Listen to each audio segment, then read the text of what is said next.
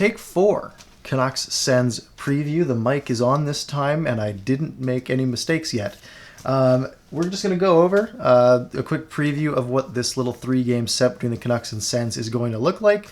If you're a Canucks fan and you haven't been paying attention to the Senators so far this year, I've got you covered. Sens are 1-3-1 through their 5 games they've played thus far, so a 4-game losing streak for them coming into this one, and the Canucks are doing much better at 2-5, so, you know, we're crushing it with a -13 goal differential and a 2-game losing streak that might as well be 4. In goal for the Sens, you've got Matt Murray, who is 1-2-1 with an .880 save percentage and a 3.79 goals against average. So, you know, mediocre.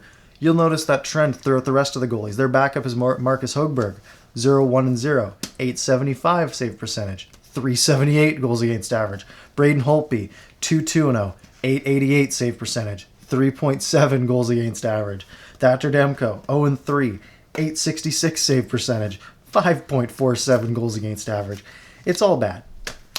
These teams allow a lot of goals, and their goalies don't do a ton to help them. And that's going to be something to watch in this series for sure. You know, we got to see if one goalie stands on their head and allows 2 goals.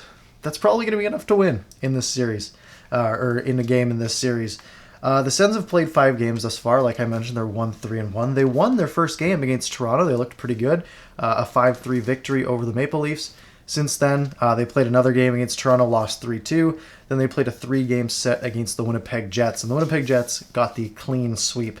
An overtime loss in the first game for the Sens, 4-3, 4-1, and then 6-3 were the last 2 games. The Ottawa Senators have a lot of names in the lineup that you might not notice. Some that you will, guys like Brady Tkachuk, maybe Drake Batherson, Evgeny Dadonov, Derek Stepan, and a lot of guys you might not know, like Nick Paul, Haley, Austin Watson, Connor Brown. You know, there's a lot of guys who, if you haven't really been paying attention in the NHL the last little while, these are guys you might not have heard of. I am excited to watch Thomas Chabot play, though. Their number 1 D-man. That's going to be a real battle of potentially a future Norris Trophy. Him and Quinn Hughes. That would be fun to watch.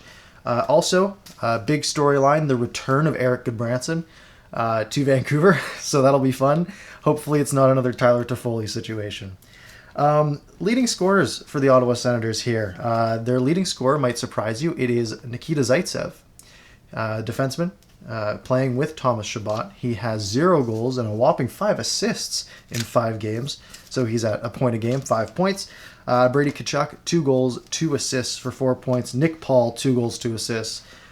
Josh Norris, 1 goal, 3 assists. Their leading goal scorer is Chris Tierney, 3 goals and 0 apples. On the Canucks side, some higher numbers here. Thank goodness. Again, you've played 2 more games. The numbers should be higher. Bo Horvat leads the NHL, or tied with Tyler Toffoli. 5 goals, 3 assists for 8 points. Brock Besser has 4 goals, 2 assists for 6 points. Quinn Hughes, just 6 assists in 7 games. Norris watch? Might be a little early. And then JT Miller, 0 goals, 5 assists for 5 points. A couple other players to watch in this one. Evgeny Dadonov. He is playing, I think, on the 3rd line for the Sens alongside Nick Paul and Anisimov. He was brought in to score goals, and he didn't score a goal until Saturday night against the Jets, making him at 1 goal, 1 assist so far this season. And another person who's expected to do a lot better for the Canucks, and there's been so much talk about how he's lost all of his confidence, is Elias Pettersson. Look, Elias Pettersson's too good to not turn it around. Like, he's just too good. So I'm not too concerned there. Yeah, we're going to have a fun 3 games, and these are big ones for both of these teams.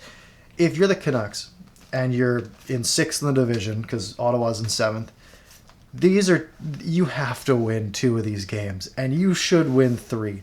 Because if you can't beat Ottawa at least 2 times, then yeah, you deserve to be at the bottom of the standings.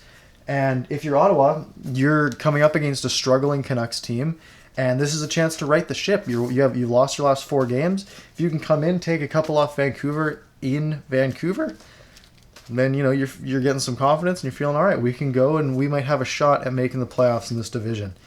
Let me know your thoughts and what you expect from this series. We do post-game recaps here after every Canucks game. Videos are about 20 minutes after the final horn. So hit like, hit subscribe, stick with me all season. You can follow me on Twitter as well if you want to see some of my garbage takes. And we do have a Discord coming up soon as well. So if you want to come interact and hang out, be sure to stick around for that. Also, new camera. Hello. Look how gorgeous this is. It's so smooth. 60 FPS, baby. So we're shredding the quality game now. Thank you for watching.